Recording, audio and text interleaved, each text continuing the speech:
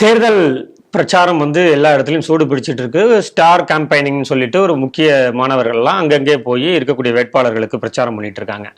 கமலஹாசன் அப்படிதான் கோவையில் போயிட்டு செந்தில் பாலாஜி அவர்களுக்கு ஆதரவாக வாக்கு சேகரிக்கும் போது வடவர் படையெடுப்பை ஏற்க மாட்டோம் அப்படின்னு பேசியிருக்காரு. இந்த செய்தி எப்படி பாக்குறீங்க?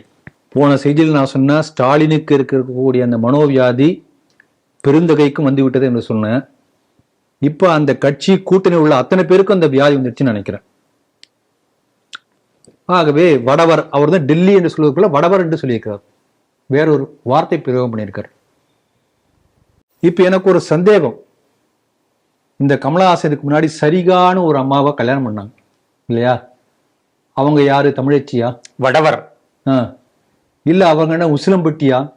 உசிலம்பட்டி பெண்குட்டி முத்து பேச்சியுடைய தங்கச்சியா? நமக்கு சந்தேகம் வருது. இவருக்கு குழந்தைங்க பிறந்தது இல்லையா? அவங்களாம் வடவர் கூட சுத்திட்டு இருக்காங்க இல்ல, வடவராக தானே இருக்காங்க. இவர் கூட நேர்த்திக்கு முந்தின பாம்பேல போயிட்டு அங்க உள்ள வடவர் நடிகைகளோட சேர்ந்து விழா எல்லாம் எடுத்து அவங்கள பாராட்டிட்டு வந்திருக்காரு. எத்தனை படம் நடிச்சிருக்காரு அவரு? ஏக் து ஜே கே லியே, அது என்ன தூய தமிழ் படமா? இப்படி எத்தனை படம் சொல்ல முடியும்? அப்போ ஒரு நடிப்புக்கு வியாபாரத்துக்கெல்லாம் போனா அப்ப வடவர் இருக்கலாம், மனைவியா வடவர் இருக்கலாம், இவர் மகள்கள்லாம் வடவர் கூட சுத்தலாம். இப்ப இவங்க கட்சி போன எலெக்ஷன்ல தேர்தல் பிரச்சாரத்துக்கான வியூகம் அமைத்து கொடுத்தவர் அவர் என்ன வடவரா தமிழரா? பிரசாந்த் கிஷோர் வடவர். வடவர் சரிங்களா? இப்ப இவங்க இந்தி கூட்டணியுடைய அந்த தலைமை பொறுப்புல இருந்து வழிகடத்தக்கூடிய ராகுல் காந்தி தமிழரா? அப்ப அவர் என்ன சொல்ல போறாங்க? வடவரா என்ன? இப்படி கேட்டே போல. இப்ப வடவர் என்று சொன்னால் என்ன அர்த்தம்னா, பொதுவா நார்த் இந்தியான்னு சொல்றாங்க, தமிழ்நாட்டுக்கு வடக்க இருந்தாவே வடவர் தான். சரிங்களா? அதான வடவர்கள். இப்ப வட வேங்கடம் ஆய் குமரி தமிழ் கூறும் நல்லுலகம் சொல்றாங்க. அப்ப வட வேங்கடத்துக்கு வடக்க இருக்கிறத வடவர் தான். சரிங்களா? அப்ப ஓங்கோலிருந்து திருட்டுத்தனமா இங்க பிழைக்க வந்த கருணாநிதி குடும்பம் முழுக்க வடவர் தானே. அப்ப யார் வடவர்?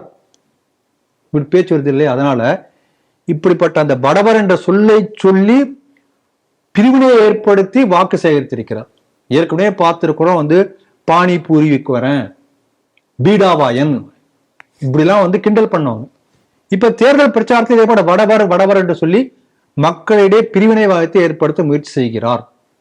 என்னுடைய கேள்வி என்னன்னா, election commission it is code of conduct பிரகாரம் தப்பு. தேர்தல் நடத்தை விதிமுறைகளை மீறி இருக்கிறார். ஆகவே இவர் மீது ஏன் தேர்தல் கமிஷன் வழக்கு பதியவில்லை?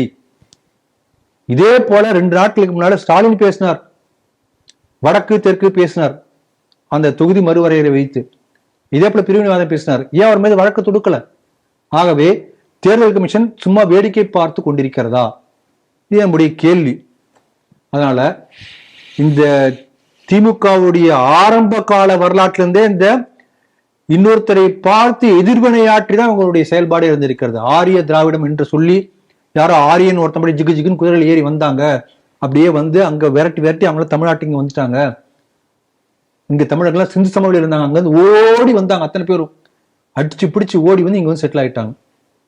அப்படிப்பட்ட அந்த ஆரியர்களை எதிர்த்து போர் புரிஞ்ச நாம் திமுக கட்சிக்கு வாக்கள் இப்படிதான் பேசியிருக்காரு. இன்னைக்கு கூட திமுக தேர்தல் பரப்புரையில இந்த ஆரியர் எல்லாம் இருக்கிறது. ஆகவே தொடர்ந்து எதிர்வினையாற்றி யாரோ ஒருத்தரை காண்பித்து எதிரி என்று சொல்லி அப்படித்தான் அவர்கள் ஓட்டுகளை வாங்கி கொண்டிருக்கிறார்களே தவிர, நான் பண்ணேன், நான் இதை சாதிச்சேன், இது டெவலப்மெண்ட், நல்லது பண்ண என்று சொல்லக்கூடியவருக்கு எந்த சாதனையும் அவங்க கிட்ட இல்லை. ஆகவே மடை மாற்றுவதற்காக இந்த வடவர் தென்னவர் ஏதோ ஒன்று ஆரியன் திராவிடன் ஏதோ ஒன்று சொல்லி இவர்கள் பிரச்சாரம் இப்படிதான் போய்கொண்டிருக்கிறது. ஆனால் நிச்சயமாக இது தேர்தல் பரப்புரையில செய்யக்கூடாத ஒரு பிரிவினைவாத பேச்சு. அதனால தேர்தல் கமிஷன் இதற்கான நடவடிக்கை எடுக்குமா என்பதுதான் ஒரு பெரிய கேள்விக்குறி.